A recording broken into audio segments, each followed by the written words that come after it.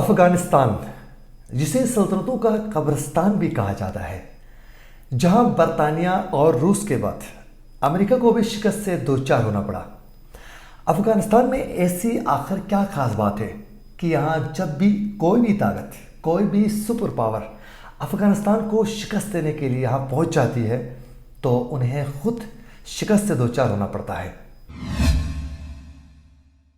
इस तरह के मज़ीद वीडियोस के लिए हमारे चैनल को ज़रूर सब्सक्राइब करें और बेल आइकन क्लिक करना ना भूलिए।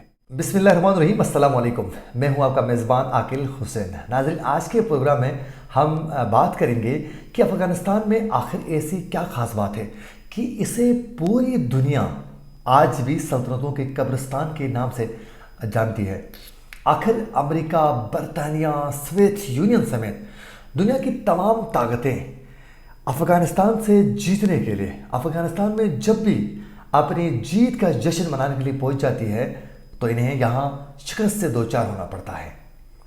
नाज़रीन, ये एक ऐसा सवाल है कि जिसका जवाब अफ़गानिस्तान की तारीख़ और इसकी जुग्राफियाई मेलवक़ू पर पोशीदा है। तो इसलिए इसको समझने के लिए अफ़गानिस्तान की तारीख़ और जुग्राफियाई मेलवक़ू के हवाले से जानकारी होना लाजमी है।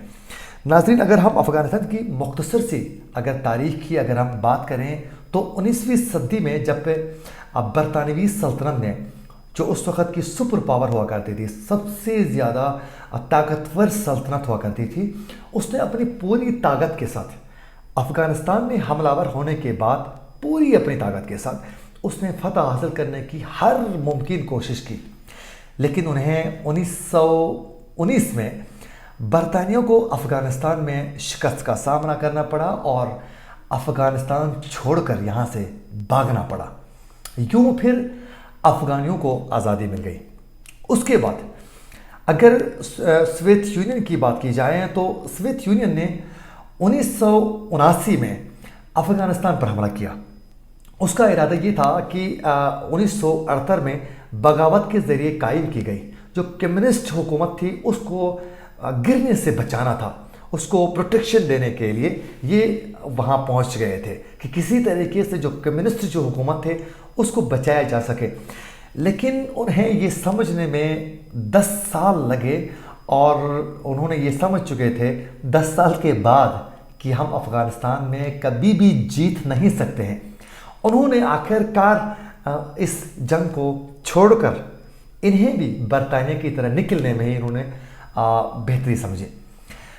लेकिन जो बरतानवी सल्तनत जो थी वो और सोवियत यूनियन के दरमियान एक चीज़ जो थी वो बड़ी मुश्तरक थी। एक कॉमन चीज़ ये थी कि जब ये दोनों सल्तनतें अफ़गानिस्तान में जब ये हमला कर रही थी तो ये उस वक़्त सबसे ज़्यादा ताकतवर थी।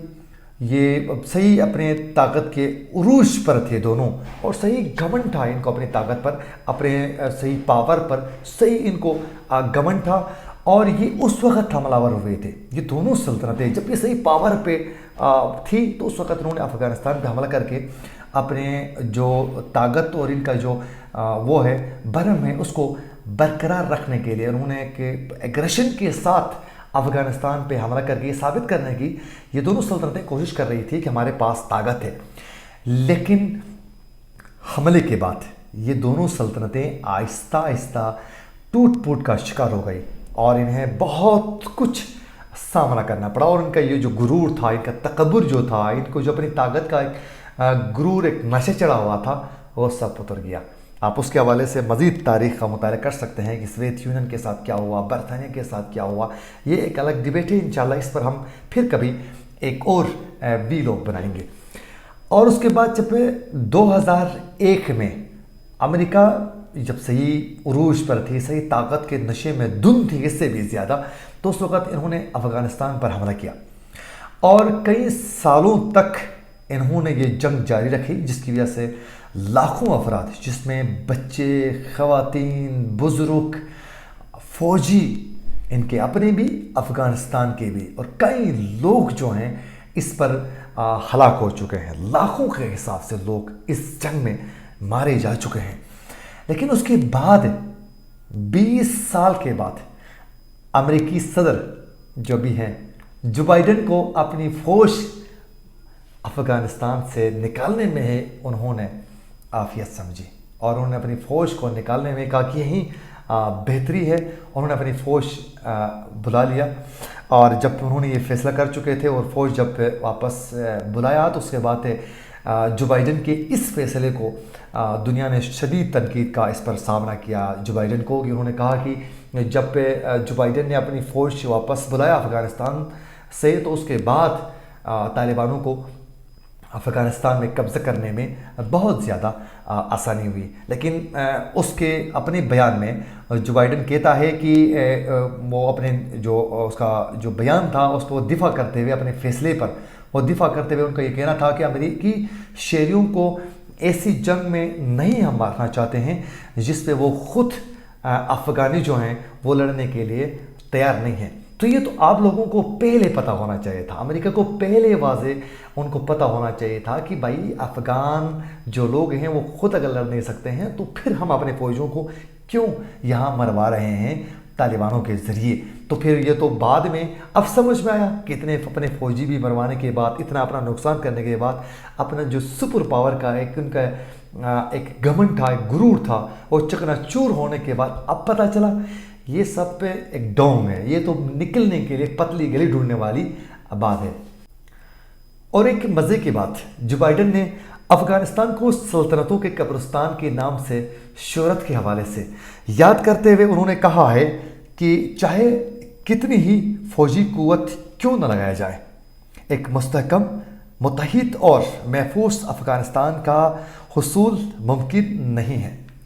जो बाइडन साहब को अब ये याद आया कि फ़ौजी क़ुव्वत से कहीं भी एक मुत्तहिद और मुस्तहकम मुल्क नहीं बन सकता है, न वहाँ अमन मुमकिन है। ये इन्हें अभी पता चला है। अगर फ़ारिस सल्तनतों को, अपने दौर की सुपर पावर्स को अफ़गानिस्तान में शिकस्त की अगर वजह मालूम की जाए तो उसकी बहुत से वजूहात हैं, लेकिन उनमें से एक ख़ास वजह ये है कि अफ़गानिस्तान एक मुश्किल जगह है, इसमें कोई दो राय नहीं है।